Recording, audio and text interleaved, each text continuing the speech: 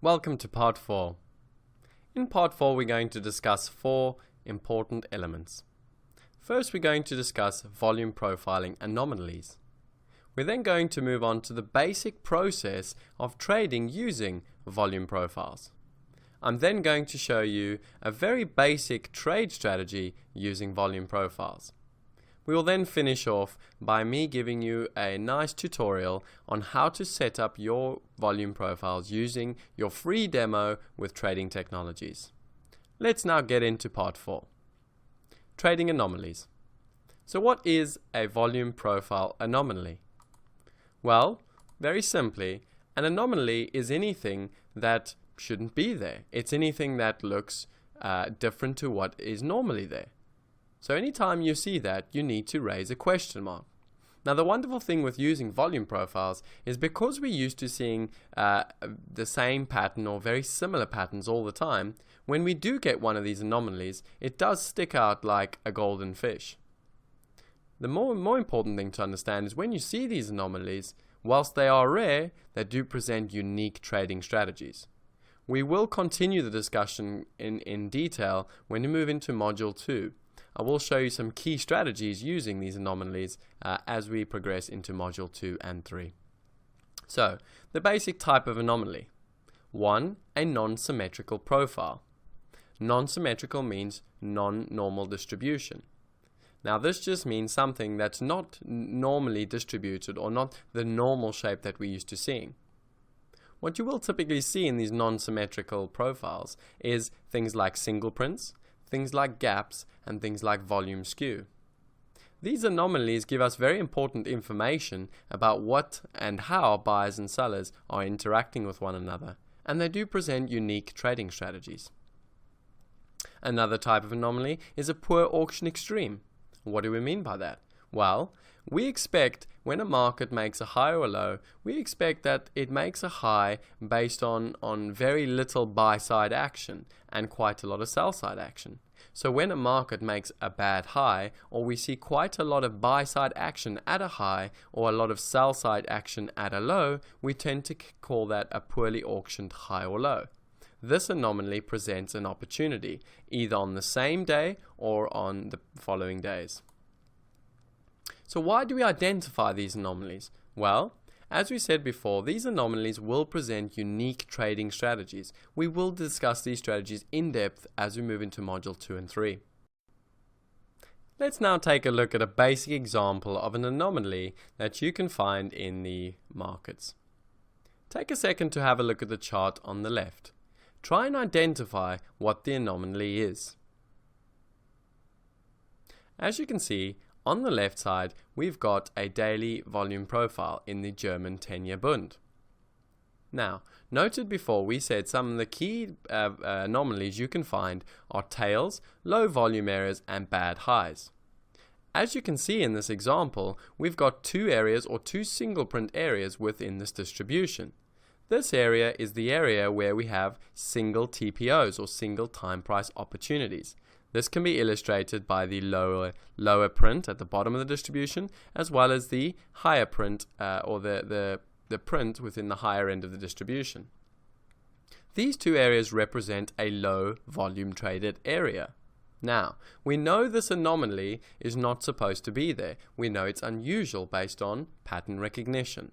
Therefore, the fact that it's unusual means that at some point in time it should be filled out and the market should return to these prices and turn those low volume areas into high volume areas.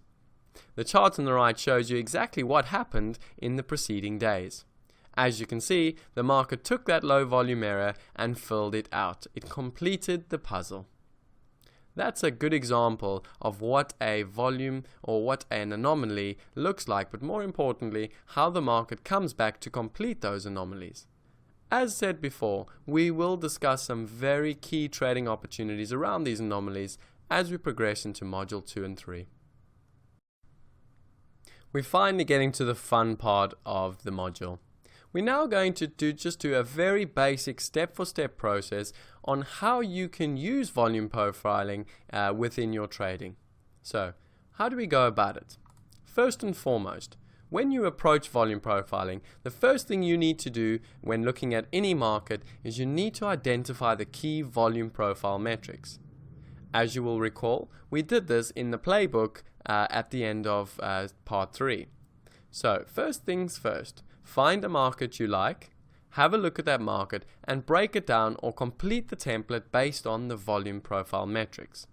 Once you have completed that, you then need to do a subjective and objective analysis. We did this back in part 1. We will do an example in the future later in part 4, so not to worry if you're not too sure about an objective versus subjective analysis. Once you've completed the subjective-objective analysis, you will then identify the volume profile anomalies.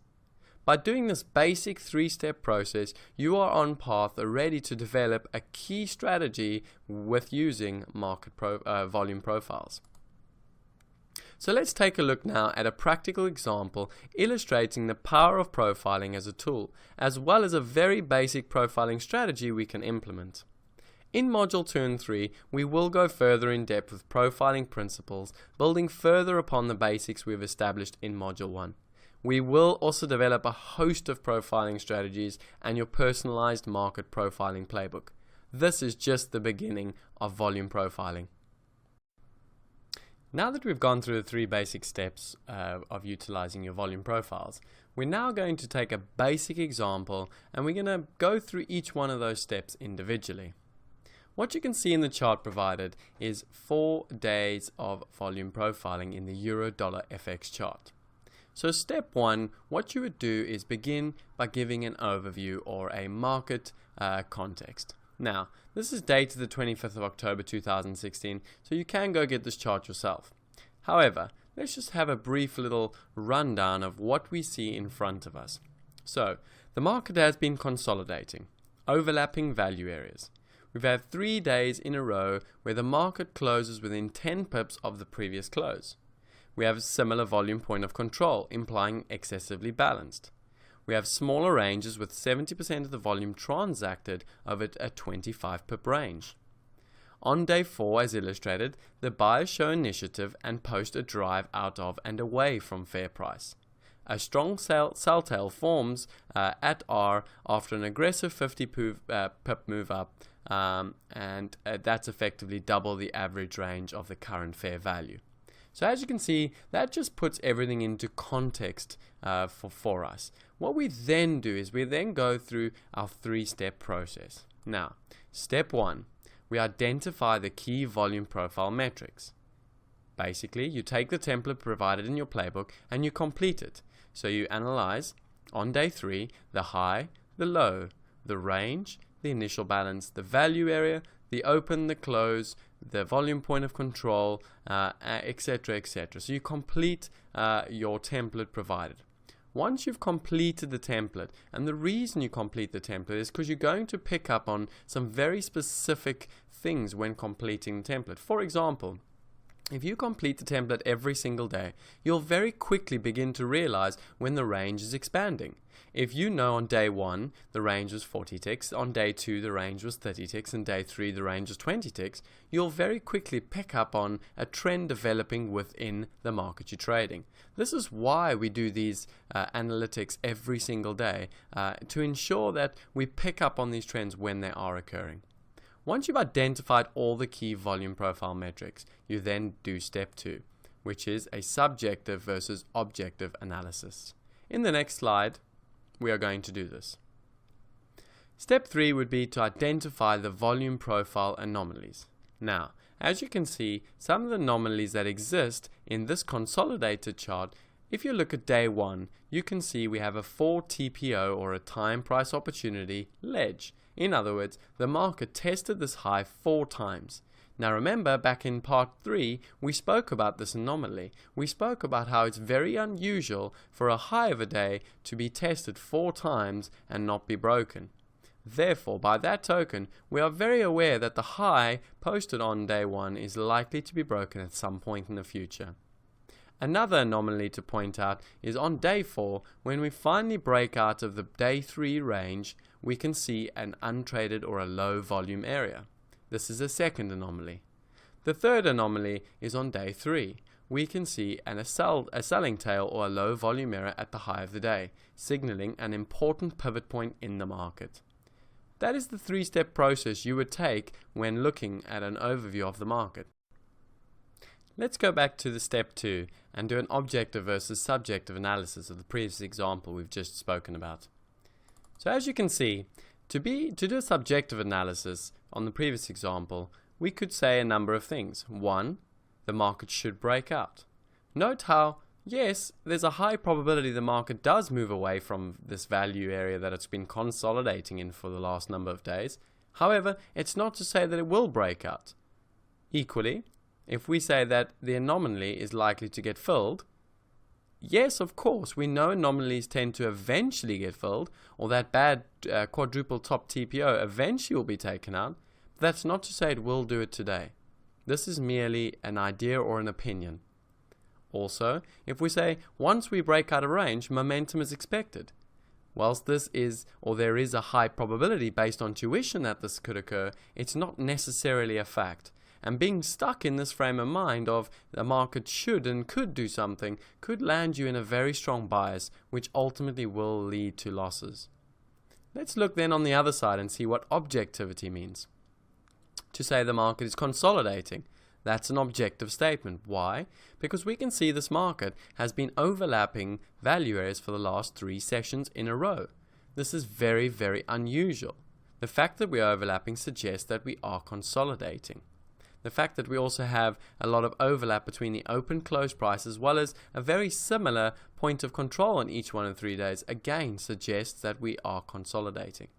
All 3 of these together are very factual, leading us to be objective. Then, a rejection top is a pivot. Again, we know that when there's a tail in the market tends to very quickly auction away from this point. Noting that this is a pivot and a very important area in the market is again being very objective, and this will allow us to remain in an objective state of mind. The stop placement above the tail high. Again, what we're merely stating here is a fact-based approach to how we wish to execute. Allowing ourselves to execute in this manner will ensure that we will remain objective. And last but not least, a low volume area anomaly. Stating a fact is remaining objective. There is a low volume area which the market has very quickly auctioned away from. This is an objective fact. So again, the key highlights. It's important to note the following. We need to be both subjective and objective in our analysis.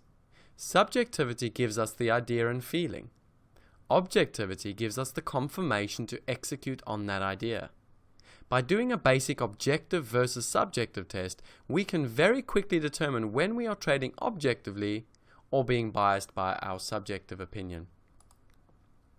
Whilst this is a very simple illustration, it highlights the power behind profiling. Let's now take a look at some of the benefits of using profiling then. Profiling allows us to be factual and objective. It is a tool that prevents us from becoming too biased. Profiling allows us to be objective, therefore remain honest. Profiling allows us to recognize repeatable patterns that we can execute upon time and time again. By using the same framework being profiling, we'll very quickly begin to recognize patterns that work more often than not. And last but not least, profiling allows us to create a strong process and most importantly, allows us to manage our risk. In essence, we need to be objective and subjective.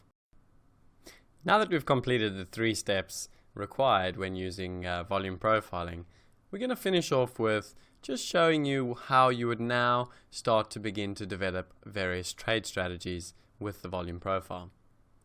So for example, in the 2 charts provided, both are Eurodollar FX charts. What you can see is a very simple volume profile.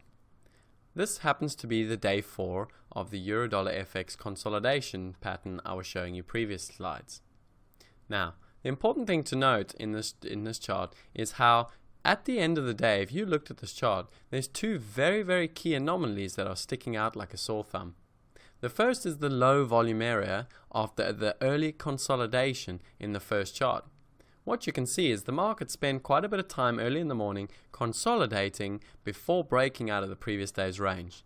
Once we broke out of the previous day's range, the market very quickly auctioned away from the break point and continued to move higher.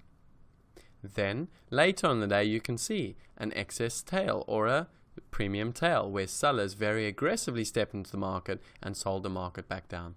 These two patterns alone are extremely identifiable on any chart and across many different days. That is why we use volume profiling, so we can pick up on these patterns quite quickly and easily. In the next slide and the following slides, we are going to be developing a lot more strategies based on these anomalies and other strategies using the volume profile. Let's now look at an example of what a basic volume profile trade setup could look like. In the charts provided, what we have on the left side is 3-day distributions or 3 daily profiles.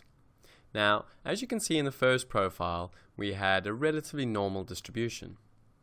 In day 2, we spent most of the day trading within the previous day's volume value area. In other words, the market accepted the prices that it accepted from the previous day.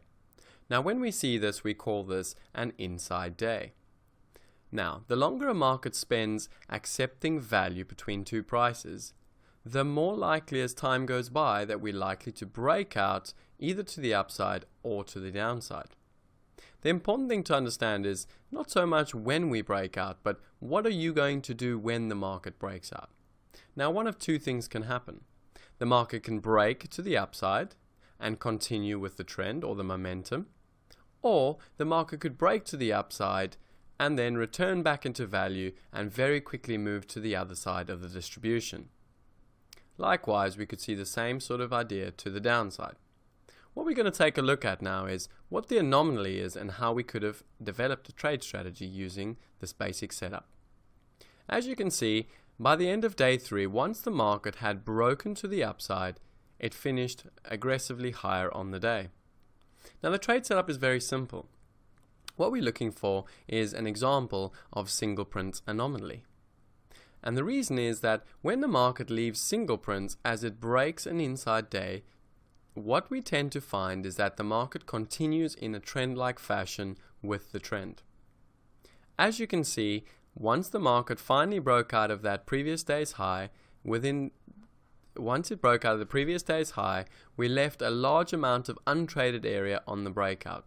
The fact that there's an untraded area once we break out, this suggests there is a high probability for extension. Now, let's take a look at the second profile. As you can see, we've opened this up so we can see each one of the auctions. The first thing to note is that what we can see is prior to the break, the market had a relatively tight, low volatility range. In other words, what this was suggesting was that the market wasn't yet ready to break out. Note, however, once we break out, how the ranges of each individual auction become a little bit larger, suggesting more volatility in the auction. This is the first early clue that we shouldn't be going against the trend, but instead be looking for continuation type plays. Now, the trade is simple. What we're looking for is any sort of confirmation that the market is going to leave an untraded area or single prints. Once it does this and confirms this, we then want to look to get with the trend. Now, in the strategy, you can see that we had 3 different time frame pricings or 3 half-an-hour distributions or auctions until we came back and retested and confirmed that that area was no longer going to be traded. Once we then took out the high of that auction that retested the breakpoint, the market never looked back. It's very simple. The trade strategy is to get long on that retest so long as the single prints hold or the low volume anomaly holds. We then look for a continuation type pattern and only get out of this trade once the market suggests we do so. As you can see, this is a very high risk reward type trade. More importantly, we're going with momentum and with the trend, and we're merely leaning on the fact that the market leaves a set of single prints for us to get involved. I hope you've enjoyed this trade setup. Choosing your volume profiling software provider.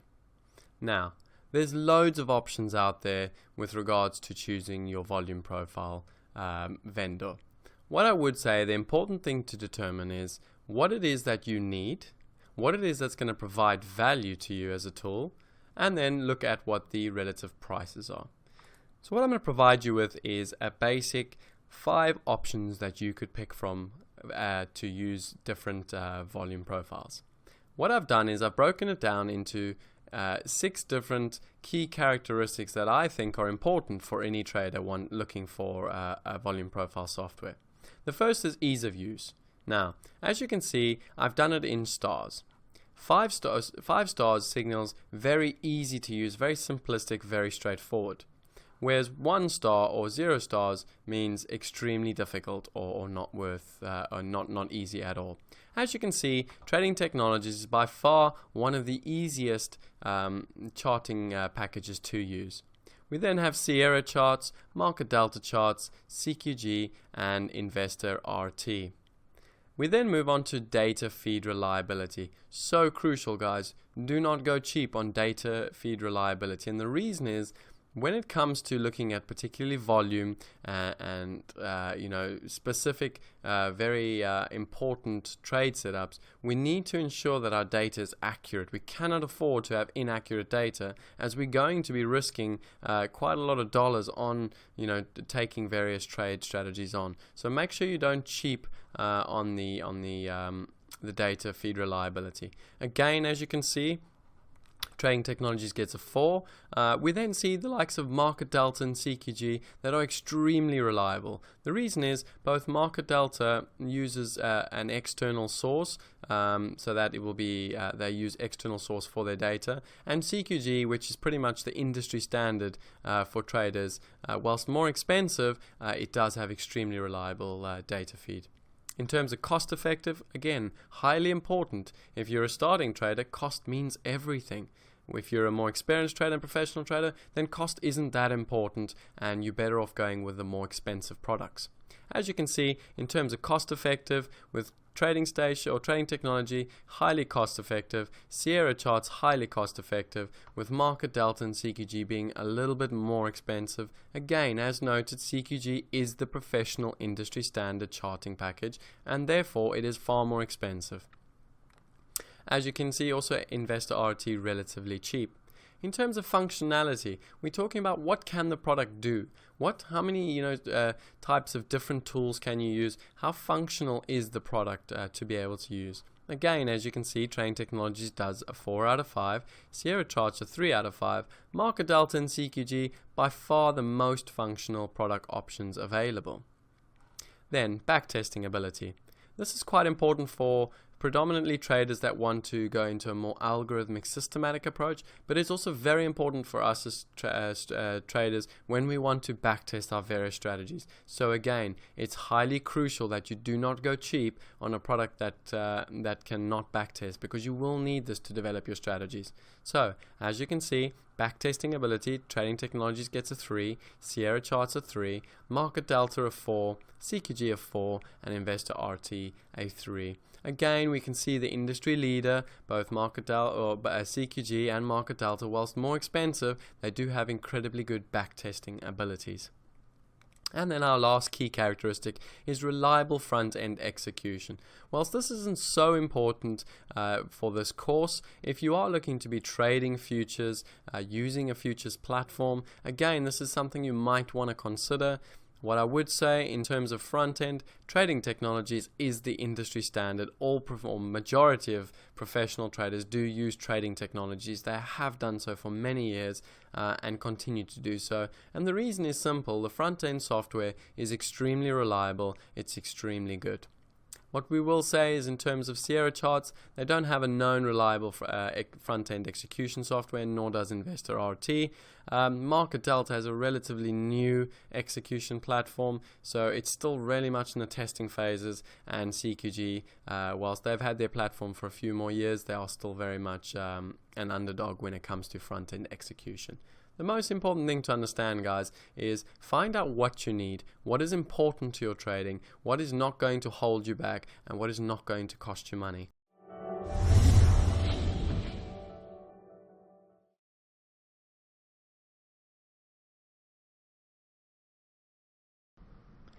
Welcome to this market delta charting overview. Before we get started, just note that this trial will last 28 days only. With that in mind, if you haven't already downloaded the software, the link will be provided on the LMS system. Once you've downloaded that, do ensure you also download the setup file so that you'll be able to see the exact setup that you can see in front of you. Now, some of the key things we're going to look at with this overview will include volume profiles to start off with, both full and split profiles. We'll then also take a look at basic candlestick charts and some of the tools you can use, as well as then the basic footprint chart. Now, let's get started, and as you can see on the left side, we have what we call a traditional volume market profile. Now, as you can see, you can open and expand the page, and some of the features you'll be able to do with this include the following. You can merely scroll up and down, left and right across to view patterns that have passed. You can then also right-click on the profile and add splits. This will allow you to see the individual auctions. You can then right-click again and remove splits. If you just want to see various auctions that have taken place across at some point during the day, you can click on the letter which you want to separate from the rest of the profile. This will then separate all letters that come and occur after the letter you've separated. Note, if you want to remove this again, simply right-click and remove splits. Now, you would have noticed that the scale on the right is not set to show each individual price. You can adjust this so that you can see all the available information. Merely just click on the left, scroll up to get to to go the one way, and then scroll down to go the other way and make your profile smaller and larger. Now note, if you want to get a simple line, you just click on the price and this will have a pop-up line. You can then find the location you want to put that line and simply click on that price. Now, it's important to be able to change the colors of these prices, and so to do that, you right-click on the line and you go and set the horizontal line color. Now, the reason it's important to be able to set different line colors is so that you can visually see when something important is approaching. Now, I tend to have a basic 4-color set, and that would include red lines for key reference points. I'll then have orange lines when I want to identify value area high and lows. I will then have pink lines in order to identify weekly highs and lows, and lastly I will have blue lines to identify various tail single prints that are left in the profile, as you can see with a Y print in this example. So that's just some of the basic color lines that I would utilize in my volume profiles. Now that we've spoken about the closed profile, as you can see in your second set of profiles, those are your open profiles. So again, note that just shows us the individual auctions that have taken place over the period of a day. Now, as you can see in the top of the chart, you'll see that you have 4 different markets here. Those are the 4 markets that you'll be required to find examples of to include into your playbook. Again, simply just click on it and it'll automatically take you to the closed profile of the WTI oil. So that's the basics with regards to the volume profiles. Let's have a look at the candlestick chart now. Again, we can expand it. We can make it smaller and larger. We can scroll left and right. Now, first things first, if you want any specific tools, simply right-click and add a study.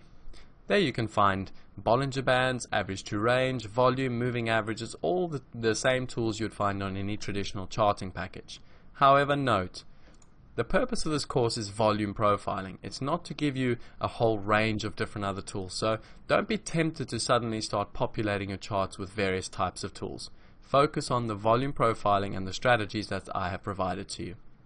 Again, if you do want to, however, have a look at a bit of a shorter term time frame to see how a strategy played out on the shorter time frame, you can merely click at the top of your taskbar and go to change interval or chart interval and adjust it according to the time frame you want to see. That is then the basic candlestick chart. Note this little arrow in the bottom right. This will simply move the chart to the latest piece of information. This can be quite useful, particularly if you are doing some back testing and you're scrolling all the way left. You do sometimes want to quickly be able to come straight back to where the market is currently trading. Then with regards to the footprint chart, again, this is not imperative to have or to understand for the volume profiling course, but I've included it because it's a very popular tool to be able to see the interaction between buyers and sellers at those key points. So, note, if the strategy talks about 163.60 being an important area in the market, go and have a look at how the buyers and sellers interact around that reference point. This will allow you to start to develop basic understanding of price response in the price ladder. So that is the basic tools you're going to be able to utilize with this charting package. Now, let's go and actually do an example, find an example, copy that picture so that you get a basic understanding of how you can utilize this tool for your playbook and going further forward. So in the example, we're going to look at the German Bund. Now note, we spoke about a strategy where we have a break of a consolidation. So take for example what we've seen here. We had a consolidated inside day. The market sat confined within the previous day's range, within the previous day's value area. We then opened and the market broke below the previous day and extended upon the range. Now what we want to point out is we want to be able to add some splits and go and view how the market actually did what it did, and also look at some of the potential shifts in volatility. Once you've found the pattern and you wish to add it to your playbook, you simply want to get a nice snipping tool, snip the part of the chart you wish to add to your playbook, simply file Save As onto your desktop and add it into your playbook as explained previously. That's the basics of how you'd utilize this market profiling tool. Remember guys, ensure that you keep this simple. Don't start overcomplicating it by adding all sorts of various tools and various other interpretations to it. You're simply going to complex this. To finish off, a few other things. Make sure you save. Okay, always save your charts. In the top right here you can see the save button. Also, if you're struggling to find something or struggling to interpret something, the helpful support menu, they're incredibly good. You merely click on the support and you go to the live chat, and within a couple of seconds you will be able to talk to one of their very helpful technical staff. I hope this has been helpful for you. Good luck and enjoy the charting package.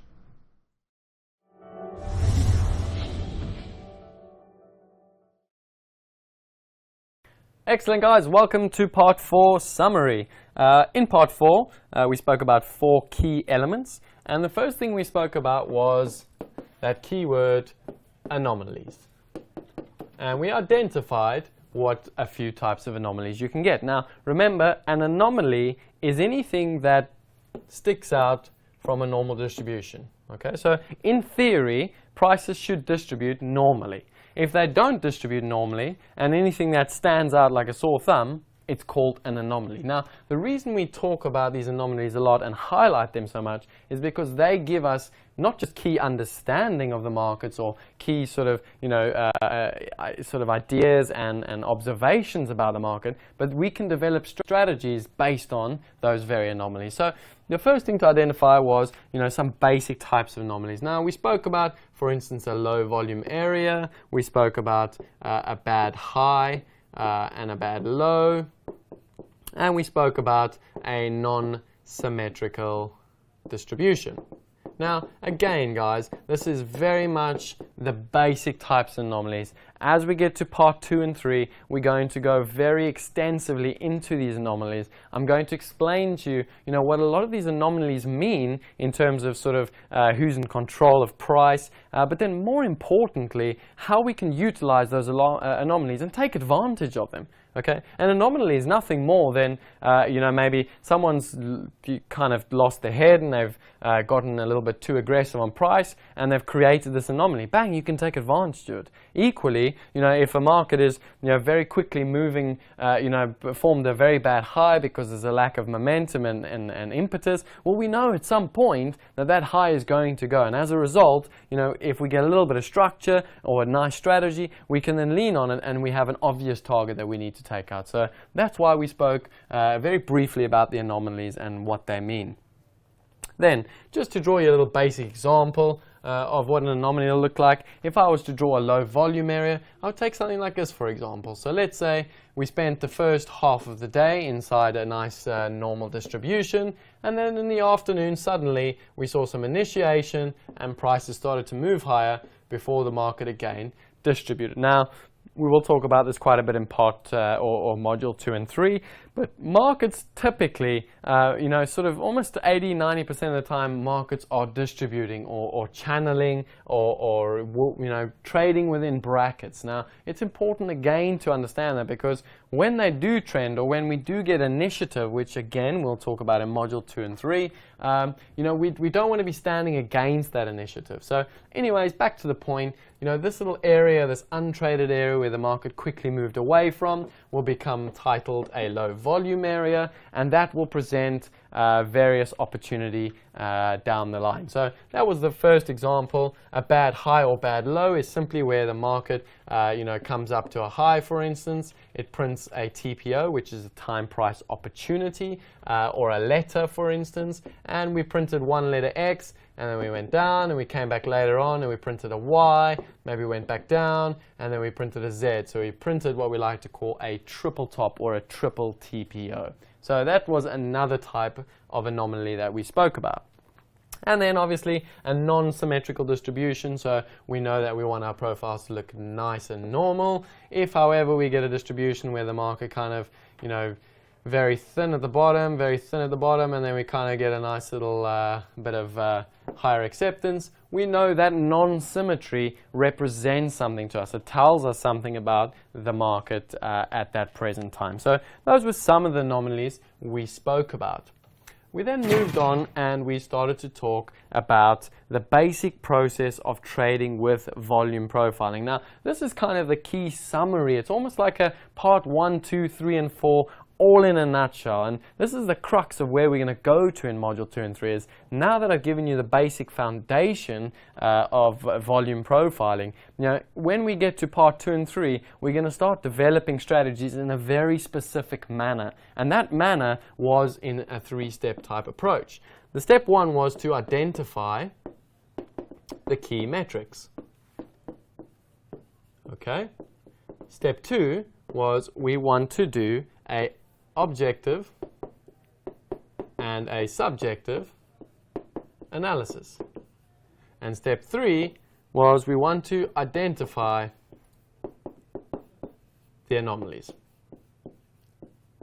Now, by the end of module 1, what you should be able to do is you should be able to do all 3 of these things perfectly. Without thinking, they should be instinctive. You should be able to take any kind of a chart, have a look at a chart, and complete all 3 steps.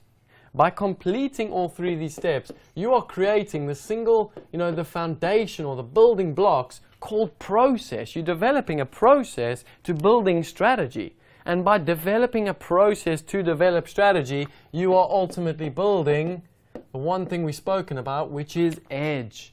So that's why we do this. That's why we take a structured process approach to building strategies.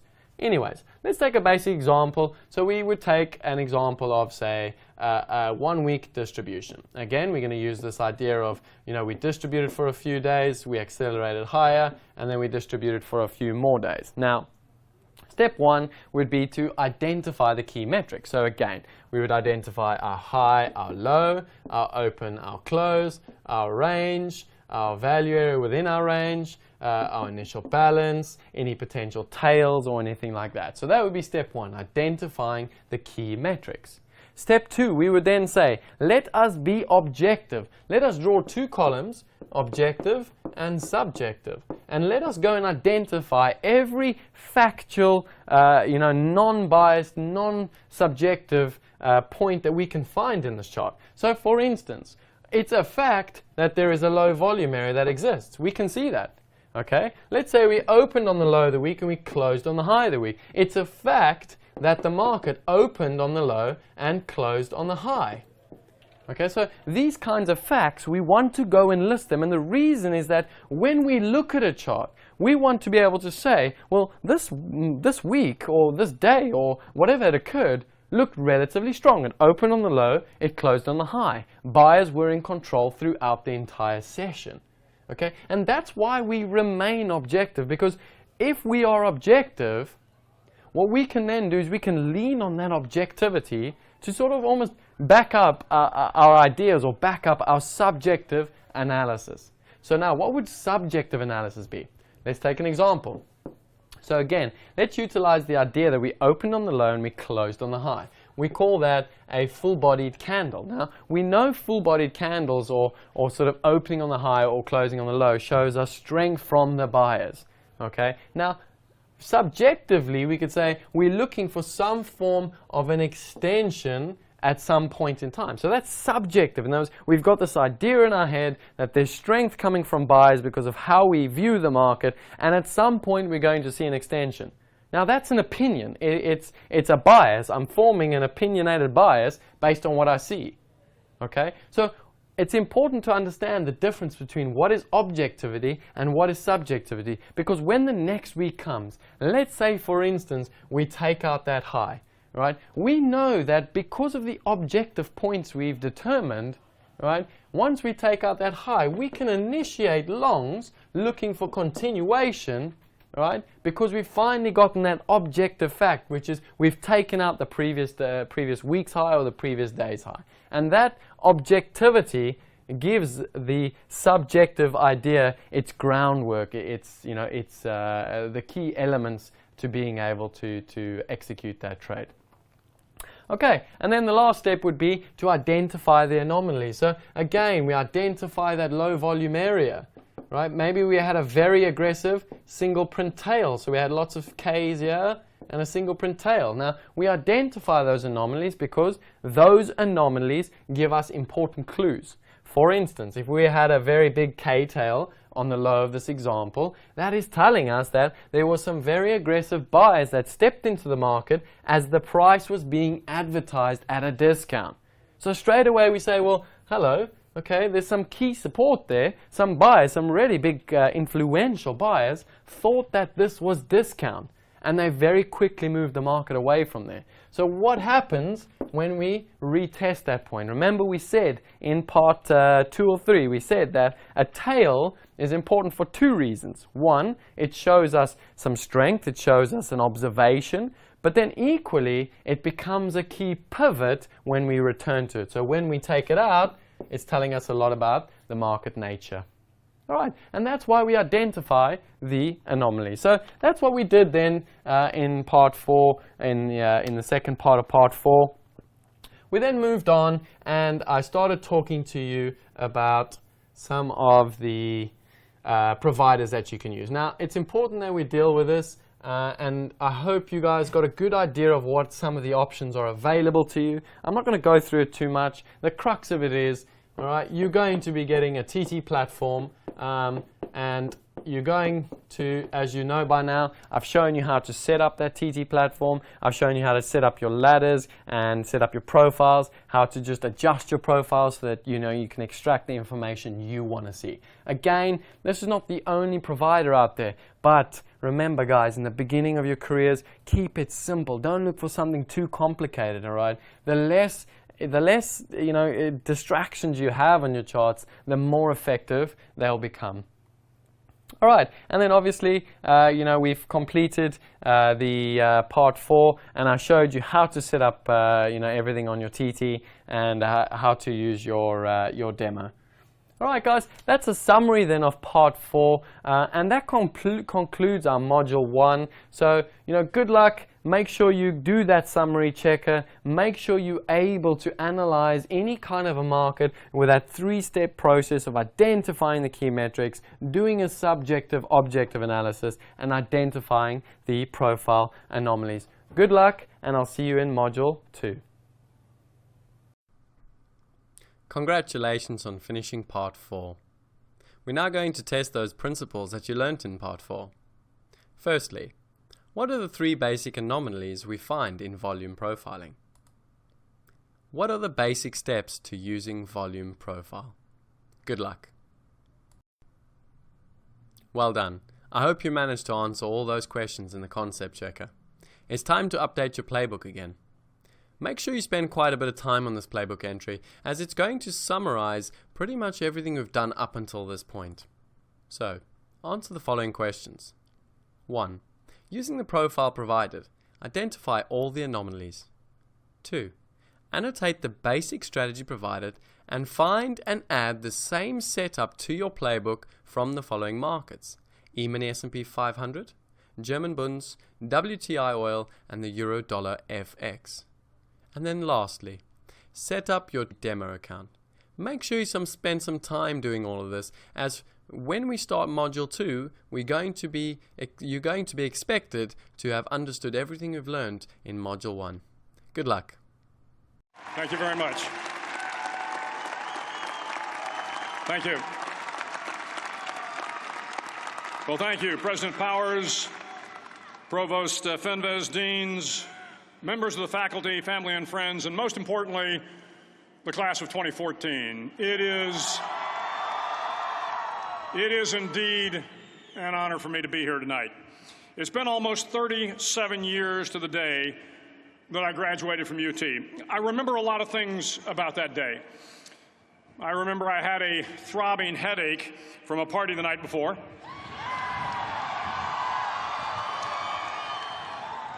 I remember I had a serious girlfriend, who I later married. That's important to remember, by the way. And I remember I was getting commissioned in the Navy that day. But of all the things I remember, I don't have a clue who the commencement speaker was, and I certainly don't remember anything they said. So acknowledging that fact, if I can't make this commencement speech memorable, I will at least try to make it short. So the university's slogan is, "What starts here changes the world." Well, I've got to admit, I kind of like it. What starts here changes the world. Tonight, there are almost 8,000 students, or there are more than 8,000 students graduated from UT. So that great paragon of analytical rigor, Ask.com, says that the average American will meet 10,000 people in their lifetime. 10,000 people, that's a lot of folks. But if every one of you changed the lives of just 10 people, and each one of those people changed the lives of another 10 people, and another 10, then in 5 generations, 125 years, the class of 2014 will have changed the lives of 800 million people. 800 million people. Think about it. Over twice the population of the United States. Go one more generation, and you can change the entire population of the world, 8 billion people. If you think it's hard to change the lives of 10 people, change their lives forever, you're wrong. I saw it happen every day in Iraq and Afghanistan. A young Army officer makes a decision to go left instead of right down a road in Baghdad, and the 10 soldiers with him are saved from a close-in ambush. In Kandahar province, Afghanistan, a non-commissioned officer from the female engagement team senses that something isn't right and directs the infantry platoon away from a 500-pound IED, saving the lives of a dozen soldiers. But if you think about it, not only were those soldiers saved by the decisions of one person, but their children were saved, and their children's children. Generations were saved by one decision, one person. But changing the world can happen anywhere, and anyone can do it. So what starts here can indeed change the world. But the question is, what will the world look like after you change it? Well, I'm confident that it will look much, much better. But if you'll humor this old sailor for just a moment, I have a few suggestions that may help you on your way to a better world. And while these lessons were learned during my time in the military, I can assure you that it matters not whether you ever served a day in uniform. It matters not your gender, your ethnic or religious background, your orientation, or your social status. Our struggles in this world are similar, and the lessons to overcome those struggles and to move forward, changing ourselves and changing the world around us, will apply equally to all. I've been a Navy SEAL for 36 years, but it all began when I left UT for basic SEAL training in Coronado, California. Basic SEAL training is 6 months of long, torturous runs in the soft sand, midnight swims in the cold water off San Diego, obstacle courses, unending calisthenics, days without sleep, and always being cold, wet, and miserable. It is 6 months of being constantly harassed by professionally trained warriors who seek to find the weak of mind and body and eliminate them from ever becoming a Navy SEAL. But the training also seeks to find those students who can lead in an environment of constant stress, chaos, failure, and hardships. To me, basic SEAL training was a lifetime of challenges crammed into 6 months. So here are the 10 lessons I learned from basic SEAL training that hopefully will be of value to you as you move forward in life. Every morning in SEAL training, my instructors, who at the time were all Vietnam veterans, would show up in my barracks room, and the first thing they'd do was inspect my bed. If you did it right, the corners would be square, the covers would be pulled tight, the pillow centered just under the headboard, and the extra blanket folded neatly at the foot of the rack. It was a simple task, mundane at best, but every morning we were required to make our bed to perfection. It seemed a little ridiculous at the time, particularly in light of the fact that we were aspiring to be real warriors, tough, battle-hardened SEALs. But the wisdom of this simple act has been proven to me many times over.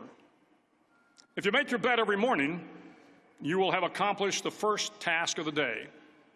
It will give you a small sense of pride, and it will encourage you to do another task, and another, and another. And by the end of the day, that one task completed will have turned into many tasks completed. Making your bed will also reinforce the fact that the little things in life matter. If you can't do the little things right, you'll never be able to do the big things right. And if by chance you have a miserable day, you will come home to a bed that is made, that you made. And a made bed gives you encouragement that tomorrow will be better. So if you want to change the world, start off by making your bed. During SEAL training, the students are all broken down into boat crews. Each crew is 7 students, 3 on each side of a small rubber boat, and 1 coxswain to help guide the dinghy. Every day, your boat crew forms up on the beach and is instructed to get through the surf zone and paddle several miles down the coast.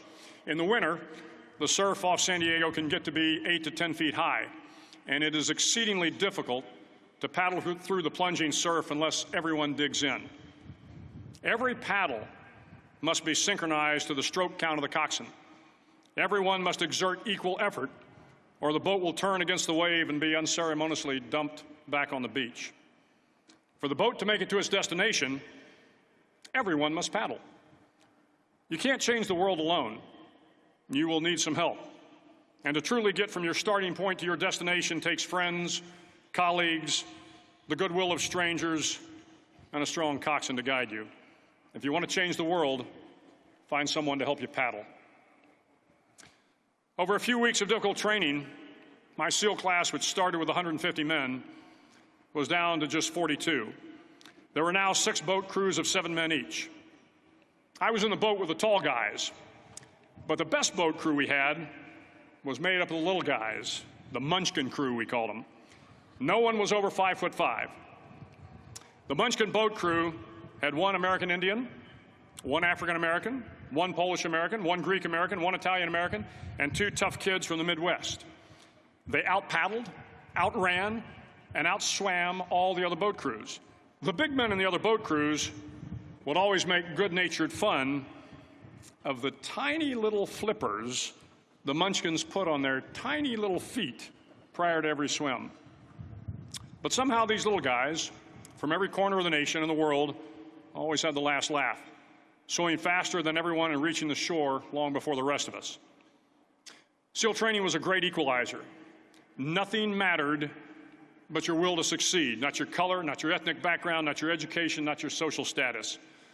If you want to change the world, measure a person by the size of their heart, not by the size of their flippers. Several times a week, the instructors would line up the class and do a uniform inspection. It was exceptionally thorough. Your hat had to be perfectly starched, your uniform immaculately pressed, your belt buckle shiny and void of any smudges. But it seemed that no matter how much effort you put into starching your hat or pressing your uniform or polishing your belt buckle, it just wasn't good enough. The instructors would find something wrong. For failing uniform inspection, the student had to run, fully clothed, into the surf zone, then wet from head to toe, roll around on the beach until every part of your body was covered with sand. The effect was known as a sugar cookie. You stayed in the uniform the rest of the day, cold, wet, and sandy. There were many a student who just couldn't accept the fact that all their efforts were in vain, that no matter how hard they tried to get the uniform right, it went unappreciated. Those students didn't make it through training. Those students didn't understand the purpose of the drill. You were never going to succeed. You were never going to have a perfect uniform. The instructors weren't going to allow it. Sometimes, no matter how well you prepare or how well you perform, you still end up as a sugar cookie. It's just the way life is sometimes. If you want to change the world, get over being a sugar cookie and keep moving forward. Every day during training, you were challenged with multiple physical events: long runs, long swims, obstacle courses, hours of calisthenics, something designed to test your mettle. Every event had standards, times you had to meet. If you failed to meet those times, those standards, your name was posted on a list, and at the end of the day, those on the list were invited to a circus. A circus was 2 hours of additional calisthenics, designed to wear you down, to break your spirit, to force you to quit. No one wanted a circus. A circus meant that for that day, you didn't measure up. A circus meant more fatigue, and more fatigue meant that the following day would be more difficult, and more circuses were likely. But at some time during SEAL training, everyone made the circus list. But an interesting thing happened to those who were constantly on the list. Over time, those students who did 2 hours of extra calisthenics got stronger and stronger. The pain of the circuses built inner strength and physical resiliency. Life is filled with circuses. You will fail. You will likely fail often. It will be painful. It will be discouraging. At times, it will test you to your very core. But if you want to change the world, don't be afraid of the circuses. At least twice a week, the trainees were required to run the obstacle course. The obstacle course contained 25 obstacles, including a 10-foot wall, a 30-foot cargo net, a barbed wire crawl, to name a few. But the most challenging obstacle was the slide for life. It had a 3-level, 30-foot tower at one end and a 1-level tower at the other. In between was a 200-foot-long rope. You had to climb the 3-tiered tower, and once at the top, you grabbed the rope, swung underneath the rope, and pulled yourself hand over hand until you got to the other end. The record for the obstacle course had stood for years when my class began in 1977. The record seemed unbeatable until one day a student decided to go down the slide for life head first. Instead of swinging his body underneath the rope and inching his way down, he bravely mounted the top of the rope and thrust himself forward. It was a dangerous move, seemingly foolish and fraught with risk. Failure could mean injury and being dropped from the course. Without hesitation, the student slid down the rope perilously fast. Instead of several minutes, it only took him half that time. And by the end of the course, he had broken the record. If you want to change the world, sometimes you have to slide down the obstacles head first. During the land warfare phase of training, the students are flown out to San Clemente Island, which lies off the coast of San Diego. The waters off San Clemente are a breeding ground for the great white sharks. To pass SEAL training, there are a series of long swims that must be completed. One is the night swim. Before the swim, the instructors joyfully brief the students on all the species of sharks that inhabit the waters off San Clemente. They assure you, however, that no student has ever been eaten by a shark, at least not that they can remember. But you are also taught that if a shark begins to circle your position, stand your ground. Do not swim away. Do not act afraid. And if the shark, hungry for a midnight snack, darts towards you, then summons up all your strength and punch him in the snout, and he will turn and swim away. There are a lot of sharks in the world. If you hope to complete the swim, you will have to deal with them. So if you want to change the world, don't back down from the sharks. As Navy SEALs, one of our jobs is to conduct underwater attacks against enemy shipping. We practice this technique extensively during training. The ship attack mission is where a pair of SEAL divers is dropped off outside an enemy harbor and then swims well over 2 miles underwater, using nothing but a depth gauge and a compass to get to the target. During the entire swim, even well below the surface, there is some light that comes through. It is comforting to know that there is open water above you. But as you approach the ship, which is tied to a pier, the light begins to fade. The steel structure of the ship blocks the moonlight. It blocks the surrounding street lamps. It blocks all ambient light. To be successful in your mission, you have to swim under the ship and find the keel, the center line, and the deepest part of the ship. This is your objective. But the keel is also the darkest part of the ship, where you cannot see your hand in front of your face, where the noise from the ship's machinery is deafening, and where it gets to be easily disoriented, and you can fail. Every SEAL knows that under the keel, at that darkest moment of the mission, is a time when you need to be calm, when you must be calm, when you must be composed, when all your tactical skills, your physical power, and your inner strength must be brought to bear. If you want to change the world, you must be your very best in the darkest moments. The 9th week of training is referred to as Hell Week. It is 6 days of no sleep, constant physical and mental harassment, and one special day at the Mud Flats. The Mud Flats are an area between San Diego and Tijuana where the water runs off and creates the Tijuana Sloughs, a swampy patch of terrain where the mud will engulf you. It is on Wednesday of Hell Week that you paddle down to the Mud Flats and spend the next 15 hours trying to survive this freezing cold, the howling wind, and the incessant pressure to quit from the instructors.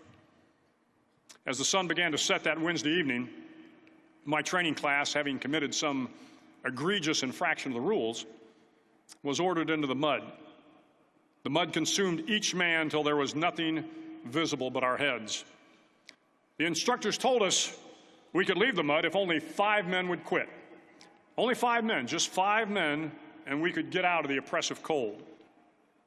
Looking around the mud flat, it was apparent that some students were about to give up. It was still over 8 hours till the sun came up. 8 more hours of bone-chilling cold.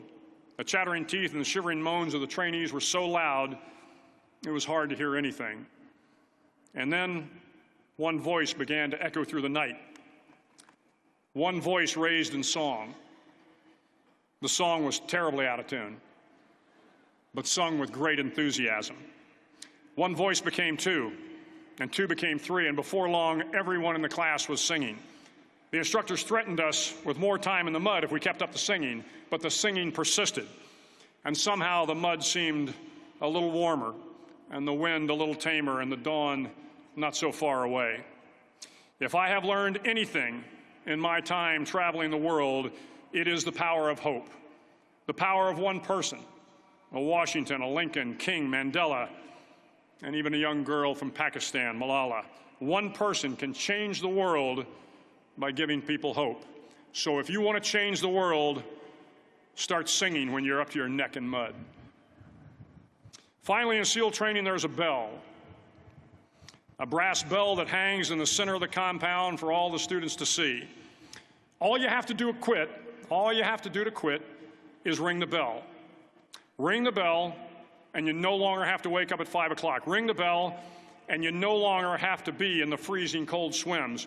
Ring the bell, and you no longer have to do the runs, the obstacle course, the PT, and you no longer have to endure the hardships of training. All you have to do is ring the bell to get out. If you want to change the world, don't ever, ever ring the bell. To the class of 2014, you are moments away from graduating, moments away from beginning your journey through life, moments away from starting to change the world for the better. It will not be easy. But you are the class of 2014, the class that can affect the lives of 800 million people in the next century. Start each day with a task completed. Find someone to help you through life. Respect everyone. Know that life is not fair and that you will fail often. But if you take some risks, step up when the times are the toughest, face down the bullies, lift up the downtrodden, and never, ever give up, if you do these things, the next generation and the generations that follow will live in a world far better than the one we have today. And what started here will indeed have changed the world for the better. Thank you very much. Hook 'em horns. I really hope you enjoyed that video. It's so important that you can relate trading to something that's important to you. I'd like to go over a few of the key takeaways from that video, and we can see how, the Navy, we can relate trading to the Navy in so many ways. Personally, I like golf a lot, and I found that you can relate golf to trading almost perfectly. But anyways, let's go through this video and see what some of the key takeaways were. Firstly, discipline every day. The general talks about starting by making your bed. Pay attention to the small things and accomplish them perfectly. So every morning when you get up at the same time. Start with the same routine. Have discipline the minute you open your eyes. If you do that, it will become a habit not just in your daily lives, but in your trading. Don't do it alone. Find those families, those friends, the community, the colleagues. That's what we are for, mentors. That's what the Axiom membership is all about, is being in a community of like-minded people going through similar things as you. If you can find these kind of people, hold on to them. Don't let go of them, because this is going to be tough. You're going to need all the help you can get. Fair for all. Markets don't reward age, race, culture, intelligence, beauty, height, but they reward the size of your heart. That's an important thing to understand. You don't have to be smart to be a trader. You don't have to be a straight A student. What you do have to do is have one hell of a passion and a love for what you're doing. If you have that, it's a vital ingredient to success in trading. How well you prepare determines how well you succeed. So crucial. I see so many guys coming in Monday morning, they haven't even prepared their thoughts over the weekend. They haven't even thought about what happened in the past week. They're so unprepared. They start off on a Monday, they lose money, and they spend the rest of the week trying to get that back simply because they were not prepared. Make sure you're prepared. Being prepared is in your control, so make sure you're perfectly prepared. Constant hurdles that'll push you to quit. Remember guys, hurdles create mental strength. They create resilience. You will fail, and it is going to be painful, but that's the only way you're going to learn. The important thing is, are you willing to keep moving forward? You ask any successful trader. You ask me even. I've had some hurdles that I had to overcome in order to continue as a trader. There's been times I've wanted to pack it up. There's been times I've wanted to give it up. But at the end of the day, I know those experiences have made me that little bit stronger, that little bit wiser, and definitely more resilient. Number 6. Take risks. Be daring. Go when no one wishes to venture, because it's the only way you set records. There's too many out there that are happily just sitting in the comfort zone. Remember what we said right in the beginning of this module. The only time that you're ever going to see the magic and see where the fun things happen is when you step out of your comfort zone. Don't be afraid to take risks. Don't be afraid to venture where no one wants to venture. If you do take risks, and you step out of your comfort zone, you will be part of the exclusive 5% that make it in the trading industry. Don't fear the unknown. Just like the general says, it was scary knowing that there's sharks there. But what's the point of fearing the unknown? Embrace it head on. Always stand your ground. Don't be afraid in this industry to do what you think is right. Don't be afraid to go against the herd, because it's that kind of thinking that's going to make you succeed. Remember, the herd is the same 95% of people that don't succeed in this job. So stand up against them. Don't fear the unknown. In order to succeed, you will be pushed to your darkest point. Face your fear. Be calm, composed, and rely on your skills and abilities. Be your very best in the darkest hour, and you will achieve abundant success. Just like those sailors who were underwater, couldn't see a thing, didn't know what to expect. That is the darkest hour. What did they do? They didn't give up. They didn't pack it in. They continued to push on. It's when you're in the darkest hour, that's when you need to be your best. And you are going to be in many, many dark hours in this trading industry. The question is, how do you respond? Fatigue, frustration, doubt. Natural instincts. But if one person has overcome them, so can you. Believe in the power of hope and belief. One of the sayings I've got and one of the mantras I've got when I look up to the successful guys above me is I always say to myself, if he can do it, then so can I. There are a multitude of very successful traders. Some of them might be your mentors. Just think, if they could do it, if they could get through those tough times, whether it's the beginning of your career, whether it's a slump in your career, whether it's the best time of your career, they would have been there. They would have been beyond that as well. That means you can get beyond it too. So don't give up. Keep pushing forward. Believe in the power of a hope and belief. Lastly, never, ever give up. Winners never quit.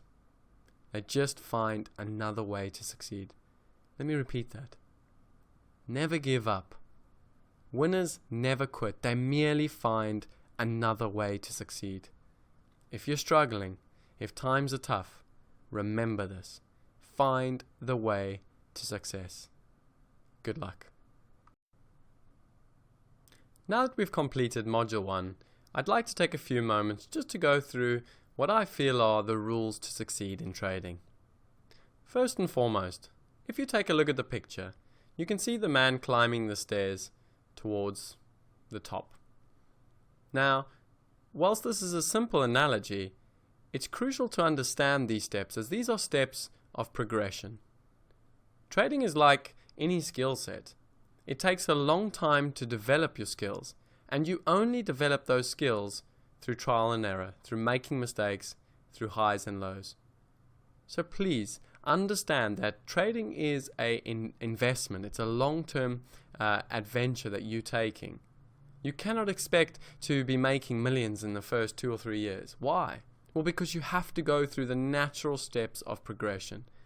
Every skill, you have to begin with the basics and constantly build upon those skills. And once you've built upon those skills, once you have the entire skill set and the knowledge and the understanding of the markets, then when the market presents you with unique opportunities, you can fully capitalize on those opportunities. That is where you begin to become successful as a trader. So what are the 4 basic rules that I feel are required to succeed in trading? Number 1, discipline. You need to have discipline.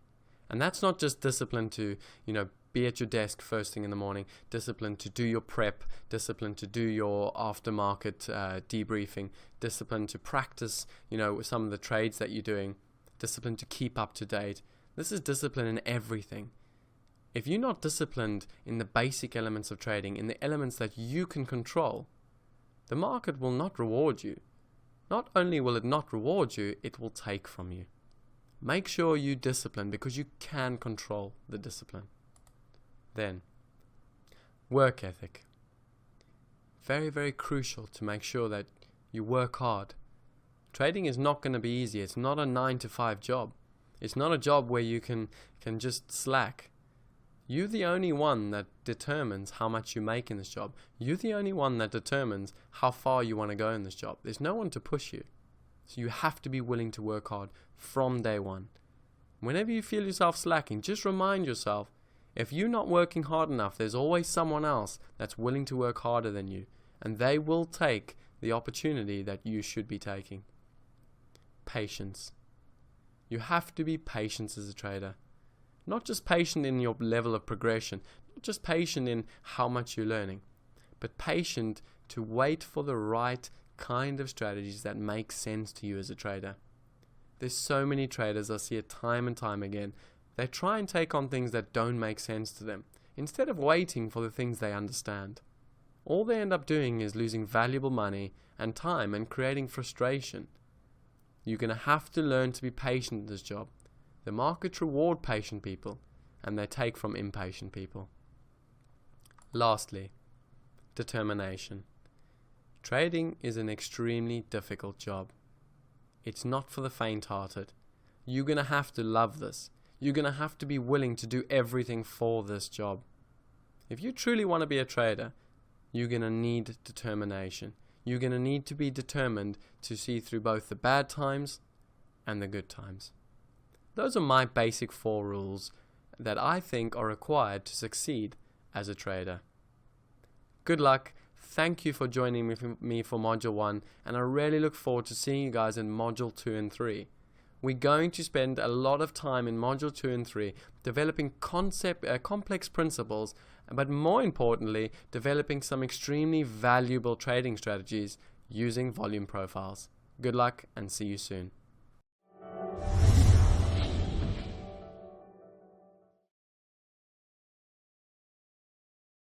Congratulations on finishing the apprenticeship. I hope you've enjoyed the course and the way we've laid it out. More importantly, I hope you've grasped the basic understanding of volume profiling principles.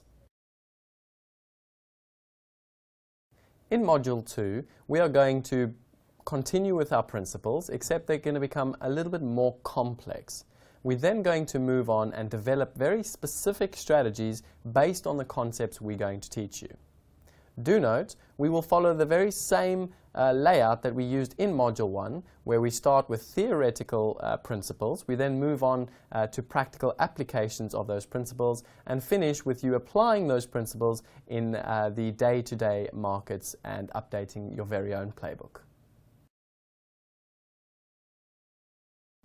Make sure you continually update that playbook every single day. The reason is that playbook will become your trading Bible going forward.